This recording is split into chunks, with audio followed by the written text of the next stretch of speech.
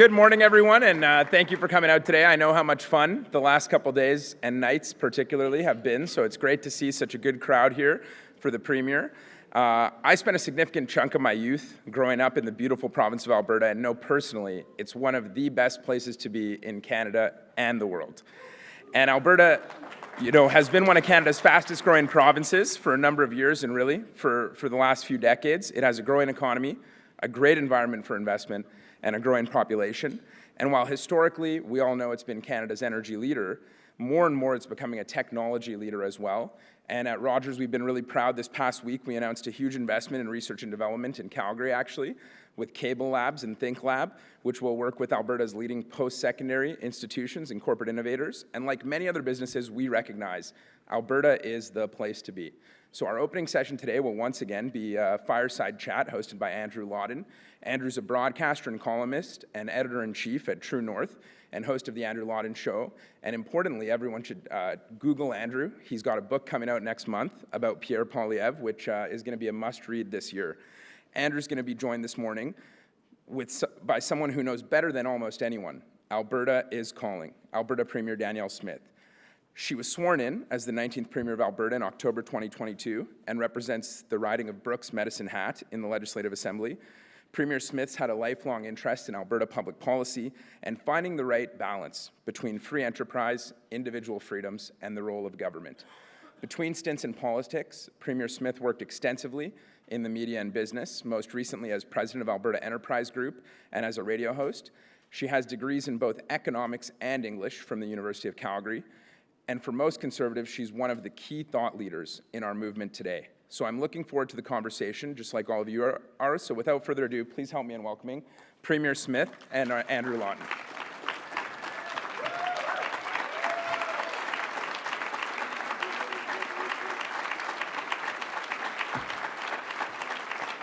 Why, thank you. Good morning, everyone. Thank you. Thank you for the warm welcome. And thanks to Hardy for the great introduction. I think he's as surprised as I am to see as many people in the room after the hospitality suites last night. So thanks for getting up early this morning. And it is great to be back at the Canada Strong and Free Networking Conference. And it is great to be back in Ottawa. It is. I know you may not think that coming from Alberta, but hope and renewal are in the air, and I'm not just talking about the beautiful spring. You tend to get that a little bit earlier than we do in Alberta. The winds of change are blowing, and I think we can all feel it, can't we? Yeah, and once again, we can, truly. And I am proud to be here among so many passionate conservative leaders in politics, leaders in business, and leaders in community. I believe our movement is having success right now because we have so many leaders who are willing to lead with conviction. People like, of course, the Honourable Scott Moe in Saskatchewan, and people like the Honourable Tim Houston in Nova Scotia. And I gather you heard from him yesterday, the Honourable Blaine Higgs from New Brunswick. And yeah. And of course, how can we forget people like the Honourable Pierre Poilievre, the future Prime Minister of Canada, right here in Ottawa. Also, people like my friend Jamil Javani, the past president of the Canada Strong and Free Network, and the new Conservative Member of Parliament from Durham. When Jamil ran for his seat, the Liberals threw every nasty attack at him that they could. They called him names, they tried to undermine his accomplishments, they tried to create a false narrative about him, but of course it didn't work. And Jamil told us his story long before the Liberals ever saw him coming, and that made him bulletproof, winning an unbelievable 57% of the vote, the largest federal Conservative victory in Durham in the past 20 years. That's an amazing accomplishment. Now, I saw a little bit of this myself, because in Alberta, we are not strangers to nasty, personal, baseless attacks from our opponents in the NDP, and of course, in the media. In fact, we're pretty used to them. I have an MLA last week who identified the NDP formula, and I'm pretty sure it's the Liberal formula as well. First of all, they identify a problem. Second of all, they propose a solution that will make it so much worse. And then third of all, they use fear and smear to prevent people from hearing our solutions. And their playbook hasn't changed, but you'll notice that their old tricks aren't working the way they used to. And I think it's because we have a new generation of leaders who refuse to cower in the face of nasty personal politics. And more than that, in Alberta in particular, and I think among my colleagues as well. We're focused on policy that's making life better for people who are struggling through no fault of their own, and not just fiscal policy, but policy across the whole of government. Here's just a few things that we're doing to make life better in Alberta that don't fit the traditional Conservative stereotype, but which I'm proud to support as a Conservative leader. A long time ago, and it may have been at a predecessor conference like this or at Civitas, I always identified as a fiscal Conservative, and I think the fiscal issues are really important, and you can see that in the way we've put forward a balanced budget, the way we're paying down debt, the way we're putting money into our heritage savings account, the way we're limiting year-over-year increases in operational spending. Those are things that people expect of us. But we still bring in $73 billion worth of revenue. And so we have to have a cohesive social platform and a cohesive social policy about how we're going to address that. That was something that one of my colleagues who always thought that social policy was far more important in our movement. And so you'll see that we have a Conservative vision for how we deliver healthcare and mental health and addiction and education and public safety and address homelessness and addressing the issues of our most vulnerable. And I'll go through some of that here. So let me begin by saying we are saying no to dangerous and deadly safe supply drug policies.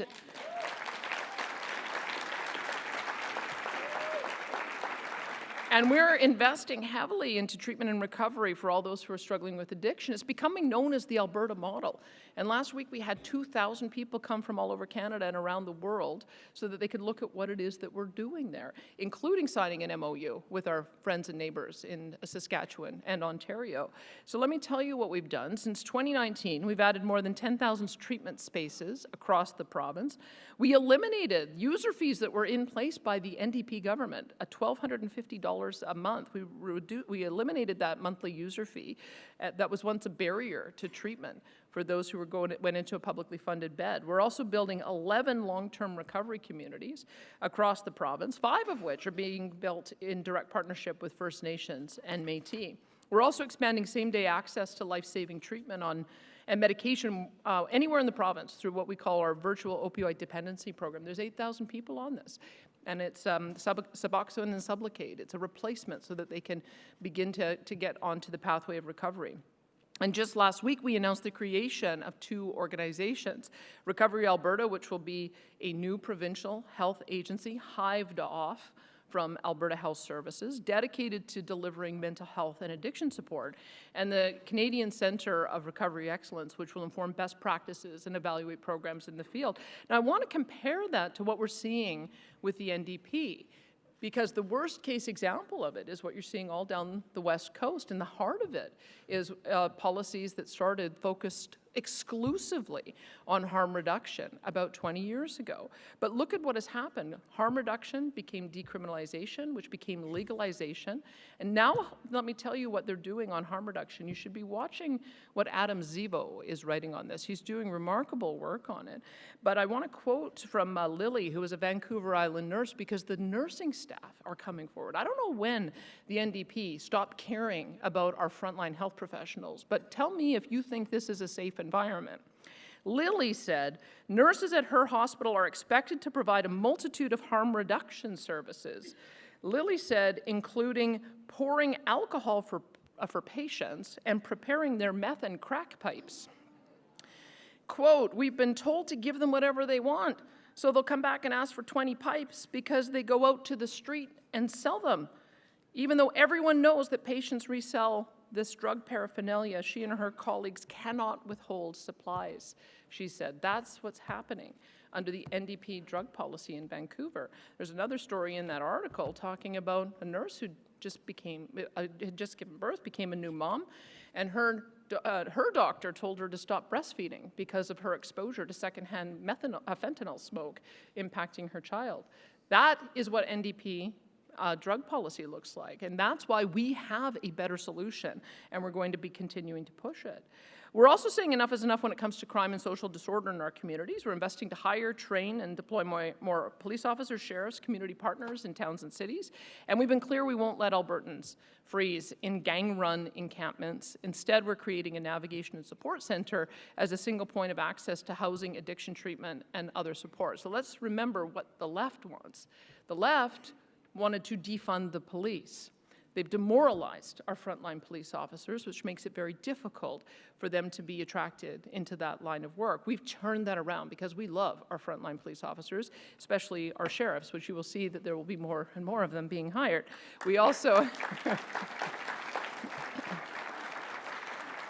But we also didn't accept what the courts told us about encampments. Remember the courts? They were standing in the way, saying you can't eliminate these encampments. Well, we watched and read through the lines. They said you can't eliminate the encampments unless you have shelter space for people to go. So we increased our shelter space, and then we worked with Chief Dale McPhee, who's the chief of the Edmonton Police Service, and as they dismantled the camps, we had a bus taking people to a navigation center. At the navigation center, all the services that they needed that had been spread out all over the city were in one spot where they could get ID printed off same day on site. They could get access to our virtual opioid dependency program. They could get access to a mental health or addiction treatment. They could get access to Indigenous support services. They could get access to shelter.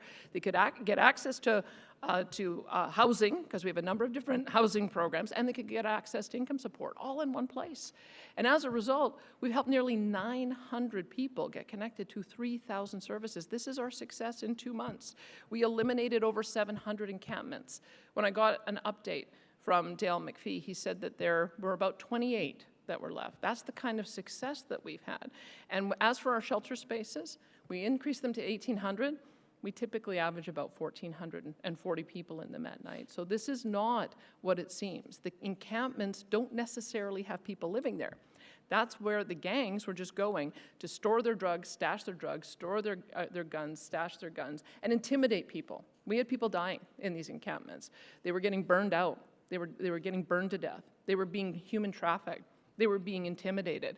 And the chief was pleased to report that since we started this in mid-January, no one has died in an encampment in Edmonton. That's what conservative policy looks like. I should also just say, because I just love these stories, when you help that many people, you end up with incredible stories. And one story that my Seniors, Community and Social Services Minister likes to tell is of a woman who came in and said she wanted to get clean and she wanted to get reconnected with her family. So we contacted her sister, who hadn't heard from her. She had been on the Missing and Murdered Indigenous Women's a list for 10 years. They hadn't been in contact. And so we were able to connect them, and now she's on the road to what we hope will be a permanent recovery. There was also a man who came in with his dog, and we had a place in the back where they could sleep. So he stayed for 4 days. We got him connected to a bunch of services. Well, he came back after he left a few days later with 4 of his friends. And he said, you know what, they helped me, they're gonna help you too. So don't be afraid to tackle these tough issues. This is absolutely the heart of what it is that we need to do in government, particularly at the provincial level, and we can just do it better. So let me say one last thing. We are also undertaking a bold transformation of our healthcare system, arguably the boldest in the history of our province, in an effort to refocus a slow and outdated system and create a single, fully integrated and high-functioning system. Now, for some reason, and I don't know why this is, Conservatives, whenever we get elected, we just hand it over to the left. The left says, okay, we're running it, we're the experts, we got this, just give us more money. So we've created a system in Alberta where it was basically one entity that was managing all of our healthcare and also contracting to their competitors. You can imagine how well that went. And then also doing the evaluation of their own performance. And every year they just came back and said, oh yeah, we're doing just fine. Don't look any deeper. Just write a bigger check. So we said no. So we're separating it so that we are going to have acute care services. We are going to return our hospitals to delivering hospital services. We are going to have separate mental health and addiction, which I've already mentioned. We're going to have a separate stream as well for primary care, because we have the same problem that has existed in every province of not having enough patients attached to a family doctor or nurse practitioner. And we're also going to make sure that we deal with the issues of long-term care. One of the things that I noticed, and Doug Ford mentioned this, incidentally. It got me wondering what our problem was in Alberta. They mentioned that there were 6,000 people in Ontario acute care beds awaiting placement in alternative levels of care. Well, we just did that count, and we found that there's at any given time about 1,500 patients who are in acute care waiting placement in long-term care beds, which is significant. We only have 6,500 acute care beds. So is it any wonder that what you see is that the beds are being used for the wrong purpose? And so when patients come in, there's nowhere for them to go. It backs into the hallways, and when the hallways get full, it gets backed into the back of ambulances, and it causes a sclerosis in the whole system. That's why we have to take this on. That's why I'm just not going to defer to terrible Liberal and NDP policy that tells us that we can't touch healthcare. We have to. We owe it to our citizens. It's almost 40 to 50% of the money that we spend at the provincial level, and we can do it so much better. We can. You may also be aware that our government has introduced new policies aimed at supporting Alberta children as they navigate their journey of self-discovery, as well as their parents. Now, first and foremost, I want to emphasize that these policies are founded on principles of love and respect for every individual, regardless of their gender identity. And with these policies, which we'll soon be seeking to enshrine into law, our government is committed to ensuring that every Albertan, regardless of gender identity, feels supported and protected. We're committed to safeguarding the rights of transgender individuals, providing them the resources that they need to navigate their lives and succeed as people and as citizens of Alberta.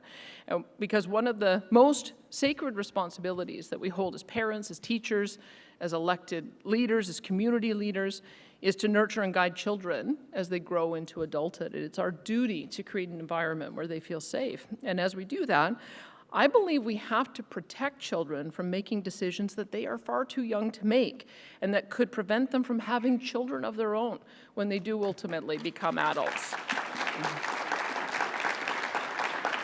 And I also genuinely believe that the vast majority of parents love and support their children unconditionally. I do not subscribe to the notion that parents don't have rights, that parents have ill intent, or that parents cannot be trusted with information pertaining to their children. Our government will be moving forward with these policies, and we expect to have broad support as we do.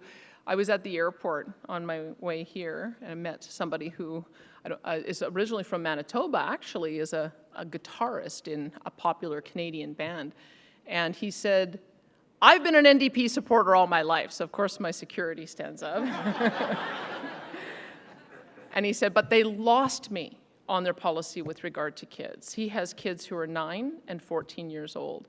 And you know what it is? It doesn't matter whether you're Liberal or Conservative or NDP or Green, or whether you're a member of the LGBT community or not. Everyone wants to know what's going on with their kids.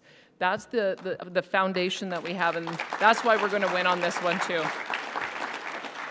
So as I mentioned, in Alberta, Conservatives aren't just balancing the budget, creating jobs, attracting investment, and keeping taxes low. I mean, we are doing that too, but we're also investing in people and communities and a diverse economic future with opportunities for all citizens.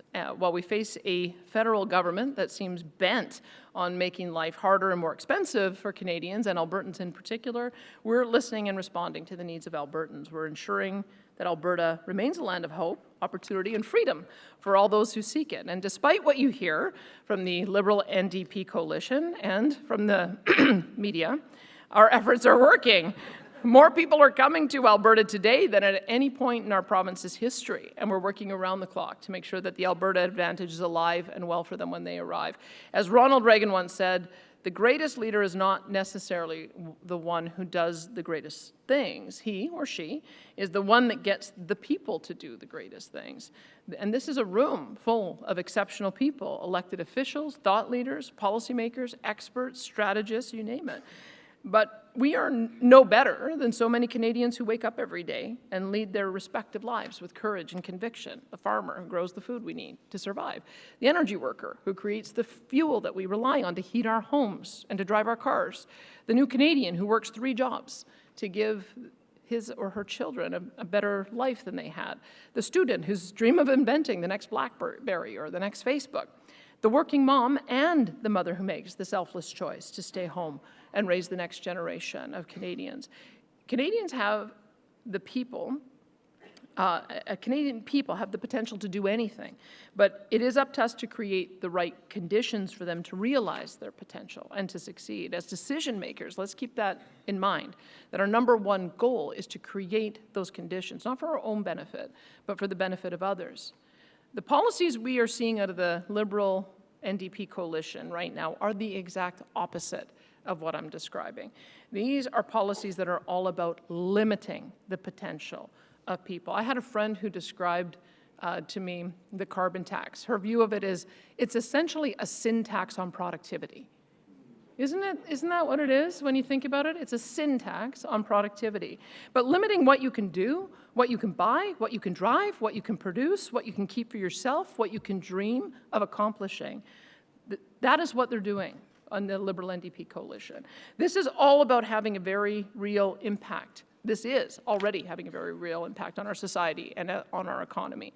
The Bank of Canada recently said the need to improve productivity in Canada has reached an emergency level, stating, and I quote, "In an emergency, break the glass." Well, it is past time to break the glass. Bad economic policies and out-of-control spending from the NDP Liberal coalition have broken and demoralized far too many Canadians, but fortunately, the people do still have hope. They have hope because they are seeing what we are doing in provinces like, as I mentioned, Alberta, Nova Scotia, Saskatchewan, New Brunswick, and they know that there is a better way. They are looking to Conservatives for policy solutions, and the good news is that we have the solutions. They're ingrained in who we are and what we believe. So let's move forward with courage and with conviction. Let's not let the media dictate who we are or tell our story for us. Let's tell our own story. Let's do it with compassion. Let's do it with conviction. And let's make life better for everyday people from coast to coast, who are the soul of this great nation and who embody the hope for our great future. And may Alberta and Canada remain forever strong and free.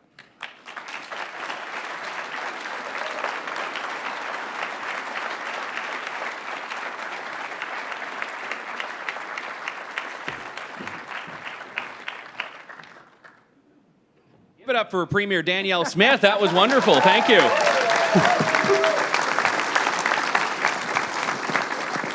Don't let the media tell the story is the great cue for the journalist to come on stage, by the way. So thank you for that. Just to give a bit of disclosure, Premier Smith and I have known each other for many years. We used to work together in radio, and now I'm a podcaster and she's the Premier. So take from that what you will. But whenever Andrew would sub in for me when I was on the air, when I came back, I got a ream of texts saying, "Oh man, I like Andrew so much better. Can't we have him instead?" Yeah, I was her guest host, which I'd have to check the Constitution, but I believe that means I'm acting Premier in Alberta, because I've never formally been released from that. But you ended on the carbon tax, and I spoke about this a fair bit yesterday with Premier Higgs, who I'm glad was not tired of me after that interview, that he's returned. And you have said so much and have been such a strong voice on this, and that comment about it being a sin tax on productivity I quite like. But I have to ask how those arguments do not apply equally to the gas tax, which in Alberta has gone up this year, has gone up again within the last couple of weeks. It treats something that for a lot of Albertans is necessary, driving around, as though it's an elective choice. Well, you'll see that we added a tax on electric vehicles. And when we put that $200 tax in, we calculated it as being essentially the equivalent of what an average driver would spend in fuel tax, so that electric vehicles are paying their fair share of our road maintenance. That's what the connection is in most provinces between the tax we charge. That's originally how it began. And then the federal government layered on their 10-cent a litre tax. And of course, Stephen Guilbeault doesn't want to build roads anymore. We're 0 for 9 in our province in getting cost share. I don't know if Premier Higgs has had any better luck on that. But then they've also now levied on, I think, what it amounts to 17.6 cents in the carbon tax. And then on top of that, they charge GST on all of it. So they're charging tax on tax, which is, I think, another 7.5 cents at prices the way they are today. So yes, we do accept 13 cents a liter to pay for roads, and they accept 35 cents to essentially pay for nothing. So I would say that I cannot sacrifice our need to gain revenue, to build roads, to make room for them to continue with the punitive tax that does nothing. Because a couple of things I'd say. The argument that they make that it will encourage people to change behavior, they completely undermine, because Stephen Guilbeault admitted that the carbon tax isn't going to have an effect until 2060, which means we're all paying punitive taxes until then, and there really just aren't options. I was talked to any of the automakers and the auto dealers, that if you wanted to go out and switch to an electric vehicle tomorrow to avoid the tax, you couldn't, because there aren't enough of them being produced, and the infrastructure isn't in your home to do it, and the infrastructure isn't there for public charging station to do it. Hydrogen vehicles as well. We have 100 of them in Alberta. We've got a 5,000 car challenge, but if you wanted to go out and buy a hydrogen zero emissions vehicle, you couldn't, because they're not producing enough of them. If you wanted, in my province, where I think 90% of the homes are heated with natural gas, if you simply couldn't switch to a heat pump because they don't work in minus 35, and you can't get insurance if you do without having a backup of some other type of heating. So all it is then, if there isn't a reasonable way to switch to an equal or lower cost option, then all it is a punitive tax on consumers. That's the reason why they're different. But when the Alberta, yeah, fair. But when the Alberta government offered fuel tax relief, those issues you described were still there, and it was a recognition that life was unaffordable. And unaffordability comes in layers. There's inflation, carbon tax, fuel tax, general cost of living. So the crisis of affordability is still there. Well, let me say, when we brought through our relief program, our gas prices in our province were $1.89. Mm-hmm. So our tax is 13 cents. So that would have taken it down from $1.89 down to $1.76, and right now today, gas prices in Alberta are $1.58. So we will continue with our program that when oil prices go beyond $90, we'll take that tax off again. In fact, I'd love to see the federal government do the same. Make it variable so that when the prices get up above a certain level, we're all paying more because of that. Take the tax off at that point so that you're not adding to the problem. And I should mention that we remain, along with Saskatchewan, the second lowest in the country in our overall price of fuel. Manitoba followed our lead, reduced the carbon tax, or took their fuel tax off after Wab Kinew got elected. But the other provinces, I think British Columbia, who are the poor souls from British Columbia facing $1.98? They couldn't afford to fly here, actually. That's why there aren't more of them. That's why. So I would say we are trying to be variable, because we also have to run a balanced budget. Mm-hmm. And that's the first promise that I made to Albertans. And that extra 4 cents a liter that we added back on just on April the 1st, that's the difference between us running a $400 million surplus or not. So when those additional revenues come in, absolutely. Our strategy is to give the money back to Albertans. A couple of nights ago, Boris Johnson was on this stage with Tony Abbott, and they had a spirited discussion on climate policy. And Boris Johnson had made a comment, which some people have asked me about, and I wanted to get your thoughts on, that basically it's Pascal's wager. So we should accept that, maybe global warming's a big hoax, maybe it's an existential threat, but it is, he said basically there are no costs to acting as though it is something that is a grave and pressing threat. And then I noted, I think it was yesterday on Twitter, Stephen Guilbeault had met Boris Johnson and was praising him, which is inherently the endorsement you don't want. But I reject that premise, and I assume you do, Premier, as well, that going along with this, and to be frank, going along with what Boris Johnson's government did in the UK is without cost. Well, if you try to accelerate things, as Stephen Guilbeault wants to do, net zero power grid by 2035, net zero vehicles by 2035, net zero homes, that's the new approach. You think this accelerator fund is altruism? It's not. They want net zero homes, which I think will ultimately mean no one's allowed to hook up to natural gas. Mm-hmm. You all have to have heat pumps. You're not allowed to be able to have electricity that comes from an emitting source. That's where I think they're going with that. So I'm already, if you can imagine, what's it going to cost you to buy a new car? What's it going to cost you to change out your home heating? What are the extra costs associated with building net zero construction?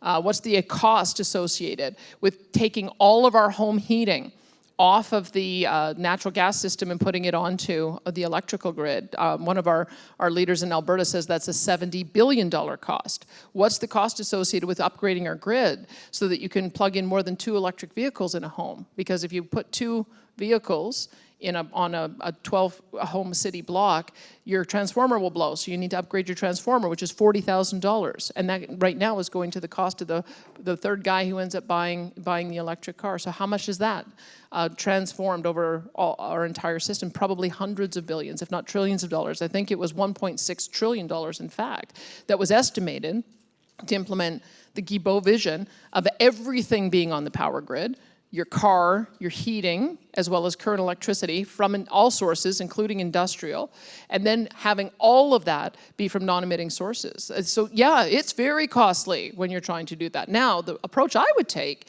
is I have no problem with a transition away from emissions. We do this all the time. We found clean ways to be able to take sulfur dioxide out of coal plants so that we could have address issues of acid rain. We found ways to find an alternative for chlorofluorocarbons to address ozone. And I believe that we're already seeing with carbon capture, utilization, and storage and some of the incredible mines that we have, that we'll be able to find a way to capture the CO2 and turn it into useful products, which has been the history of our industry.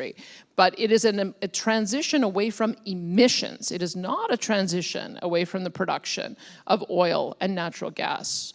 A barrel of oil provides 6,000 different products for us now.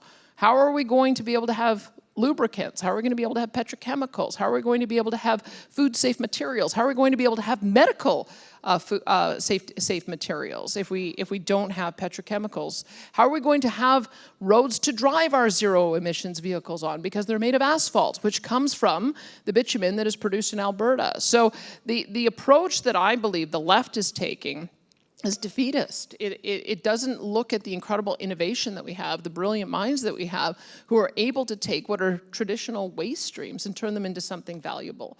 And I see Michael Binion is here too.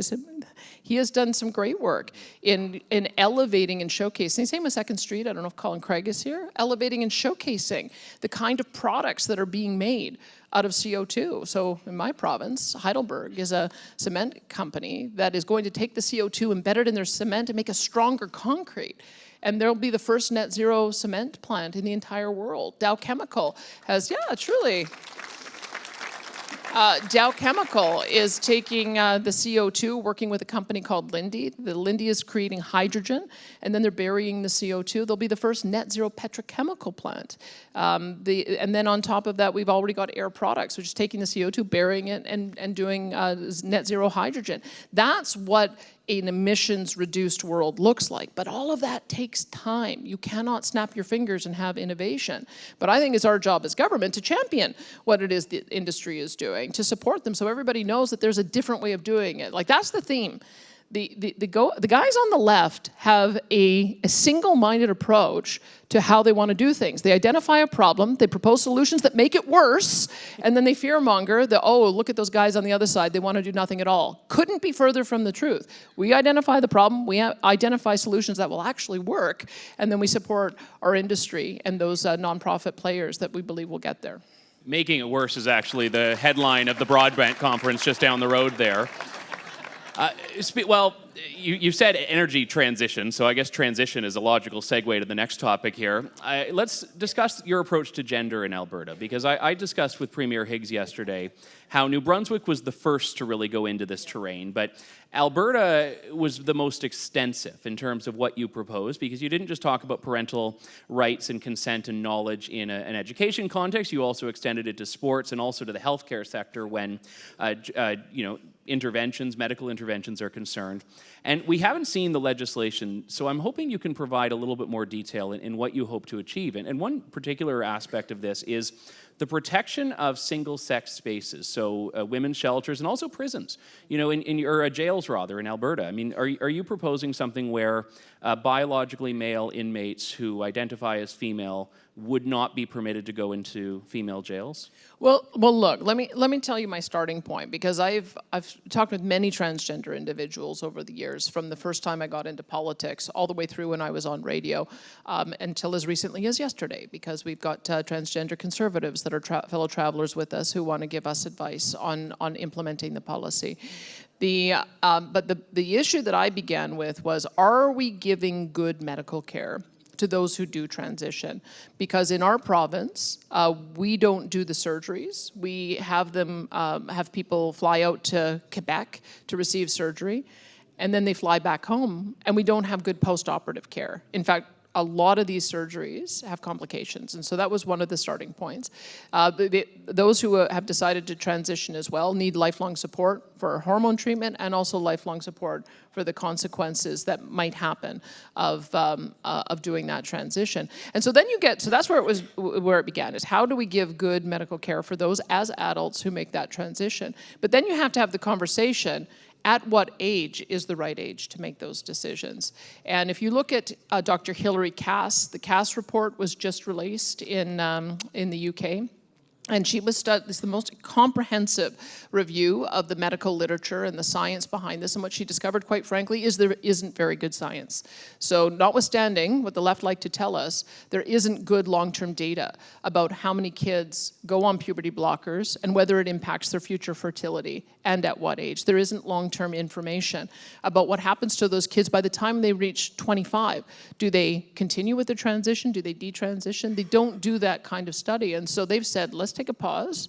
We're not going to assign puberty blockers as a matter of course, and we're going to be a lot more deliberate in going through and making sure that you're part of a medical team when those decisions are made, as well as that there's long-term studies on it. So we're watching what the emerging scientific evidence is in the world. This is science. The left says they believe in science. This is what science looks like as you follow the information where it goes. So that's where we began. And then, of course, because the first step of transitioning is changing name, changing pronouns, dressing on the opposite gender, you cannot be out to your entire school community, and the only people who aren't allowed to know are your parents. You can't have that. And that's important context, but will that protect single-sex spaces? Let me answer your question. So one of the transgender individuals I spoke with, it has not transitioned below. Mm-hmm. And she likes to go for spa days with her girlfriends. And there's locker rooms where she just told me, like, it wouldn't be the same experience for me if I had to be in a separate locker room and not be able to be out with my girlfriends. I think the issue is modesty. That you cannot, if you have not been fully transitioned, then you shouldn't be exposing yourself in female-only spaces, because no one should know. You should either be behind in a washroom stall, or you should show modesty, and then it doesn't become an issue. It's when women feel that their private spaces, when they're alone and they're naked, that's when they want to make sure that their places are protected. So at the moment, I have not seen anything. I've not seen anything in Alberta that leads me to believe I have to do anything about that. So I'm not going in that direction. And is that same for jails as well? Correct. I haven't seen anything. I mean, I'm watching what's happening internationally and what's happening in the rest of the country. But in our own province, I haven't seen anything that rises to it. Because remember, in provincial jails, I think it's 2 years less a day that you serve. So I have not observed any emergence of problems that might happen that I'm seeing elsewhere. As we close here, what's the message to Alberta, or from Alberta to Ottawa, that you want to bring while you're here? Well, you may have seen this week, I introduced the Stay Out of My Backyard bill. It's the Provincial Priorities Act.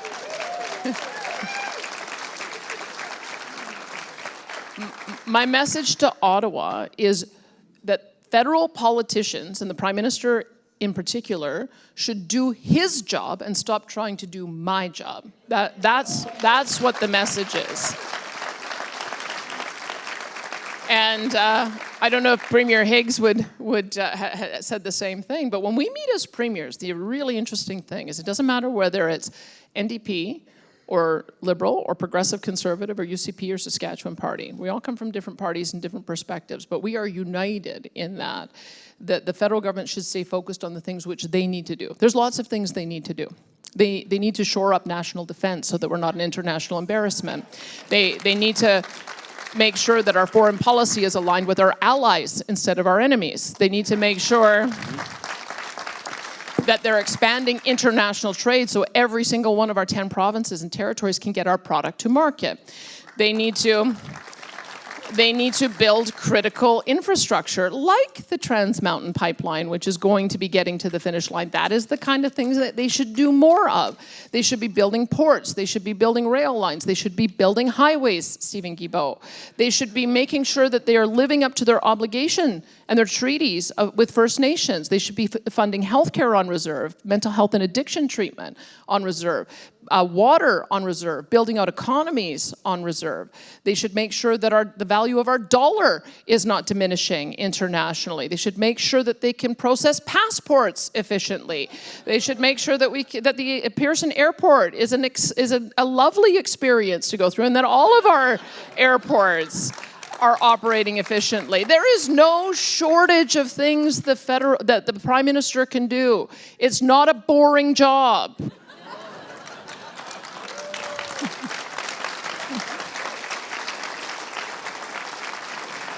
So when you see in Alberta that we are going to take a posture more like Quebec, which is no thank you, we don't need your policy advice on school lunch programs, on pharmacare, on dental care, that is just give us the money and trust that we'll be able to deliver on this. That's the approach that we're going to take, and we're going to be pretty vocal about doing so, and I hope to see some of the other premiers do it.